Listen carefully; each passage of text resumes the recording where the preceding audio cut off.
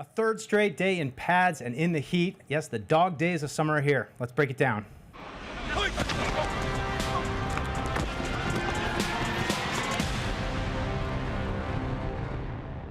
Welcome to the Patriots Training Campcast, everybody, and we are back for practice number 7. Man, they're just reeling off right now. I feel like we're getting into a flow. Feels a little bit like Groundhog Day, but another productive day on the field. And guys, I would just say my big thought from today was more of the same. I thought both sides showed some flashes. You had some moments where Drake Maye making some nice throws. You had some good pressure from the defense at times as well. And maybe most impressive to me was just actually Drake navigating some of that pressure and delivering some throws. So another good day. I would agree. I thought Drake was a little bit sharper today than he was yesterday. And again, you're right. It was back and forth. It wasn't, just, anything that was overly consistent. But, some big-time throws. I thought the one, obviously, down the sideline, the Kyle Williams really stood out because I don't think Kyle Williams was really open. I think that's one of those that he threw him open. But a good play by the rookie to make the adjustment on the ball. So, yeah, some positive plays on both sides.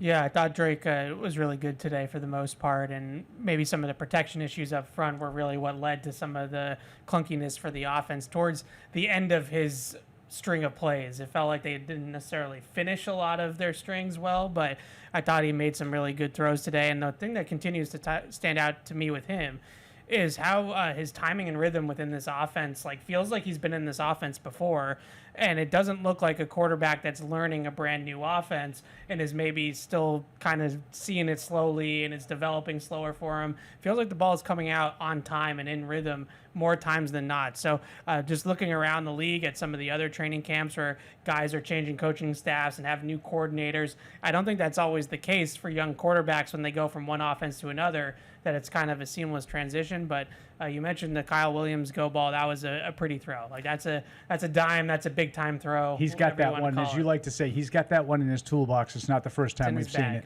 Yeah. There were also a couple plays, Paul, where we were up above, and that's a Patriots play. That looked there a couple times, not a lot of them, but there was one in particular where it was just a little, Diggs sat down on a first down and just boom, hit him. Ball came out right on time. Love how you laid that out, Evan. I thought it was one of Diggs' better days too. Yeah. Not that it was like a lot of volume. I think he probably had, a handful of catches like he does every other day. But I thought the way the catches came about, one he really snatched out of the air across the middle, sat in a zone on another one. Just I think you're seeing why he's a little bit different than the rest of the guys. Yeah, so I just want to highlight, third day of pads, we had kind of extensive list of absences. Some guys that Mike Vrabel said that were given a rest to. Harold Landry at the top of the list, giving opportunity for Caleb on Chason, who has really been a consistent performer. And today he had a series where, man, he blew by Will Campbell, I think 2 times, and it was not really close. He's really provided that pass rush presence that I think they desperately needed. I felt like I talked all offseason about him or about that need, and now didn't necessarily expect him to be the player that he has been through camp, but he's been really impressive. And today, I got to call him out. I thought he was excellent today.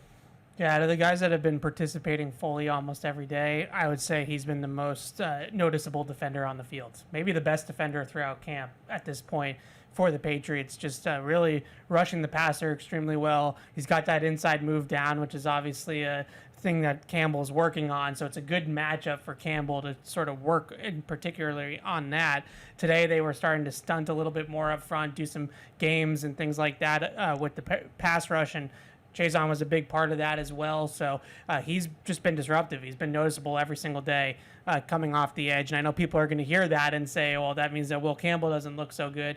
I didn't think today was his best day, but I did think he got better as the day progressed. It started off pretty rocky for Campbell, but as practice wore on and we got into the team periods, he settled in a little bit. I know that that's going to be a big talking point, so I just wanted to make sure, don't panic. It was okay. Yeah. Well, let's stay on the offensive line because Garrett Bradbury was out, and we've been seeing a lot of rotation at the center position, but it seemed like this was an opportunity, Paul, for them to adjust. And all of a sudden we had Ben Brown in at center and rookie Jared Wilson playing all the reps at left guard. Right, because they're thin now, so they need to find some more centers, and they had Cole Strange with the second group at center, which opened up the spot for Wilson, who we've been talking about is clearly making a push with his athleticism. Caden Wallace talked to us after practice, and he just says he's really good.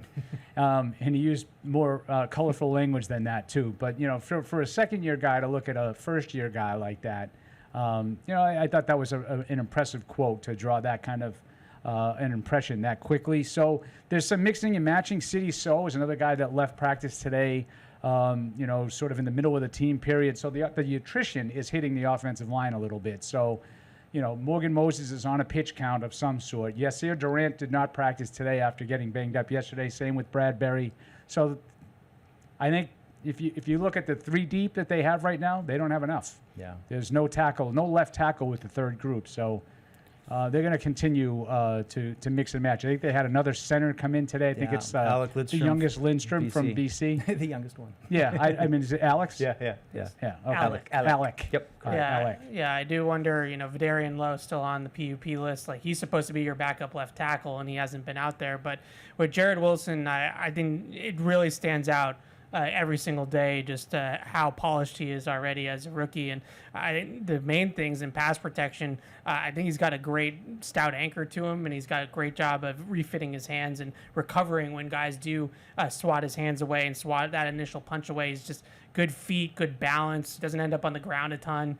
Those are the things that you want to see out of rookie offensive linemen out of the gate. You can stay on your feet. Can you move people? Can you anchor?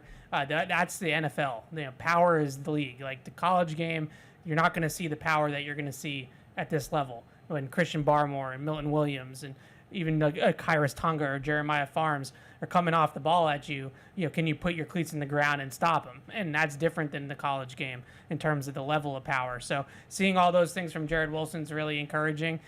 I know that there's injuries and there's reasons maybe that he was playing left guard that go beyond this, but I just don't necessarily see right now a path where he's not starting somewhere on this line come week 1. He would really have to tail off from here to have that not happen. So I would like to see it at left guard. Today it was at left guard, so maybe they are in alignment there and they have him at guard instead of center. But either way, I feel like really positive that it feels like they drafted 2 guys that can start on the line. And when you had the worst offensive line in football last year, to draft 2 starters on the offensive line, that's a big development for this team and for the offense. Yeah, the kicker competition continues after last 2 days. Each guy got their own reps. Today we were back to alternating, and Paul thought it looked a little better. It looked like all the kicks were made. I think, was the best day for the kickers. I know, your boy Alex will talk about that in Catch 22 later, but I thought all 8 kicks today, looked exactly like an NFL field goal should look. Yeah. There you go.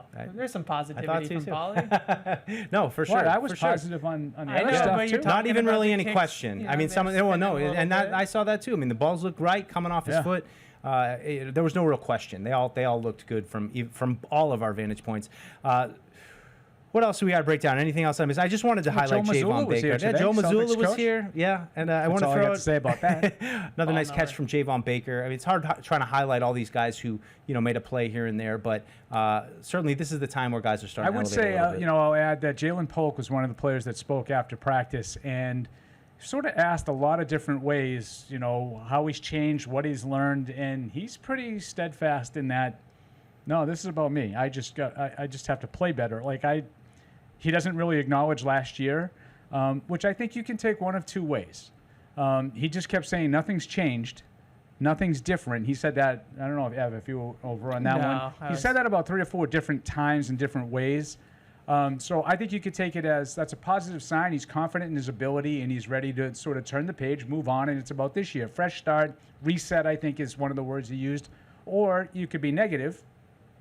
Some people are like that. But some others that he's not here. That he didn't learn from last year. Right. That he just thinks nothing happened last year and there's nothing to change. It's just all about getting started again. So I just thought it was interesting, his perspective. Yeah. Yeah, I just mentioned I was with Caden Wallace, who is another player that is interesting, moving inside. He's playing guard, and he said he really likes it.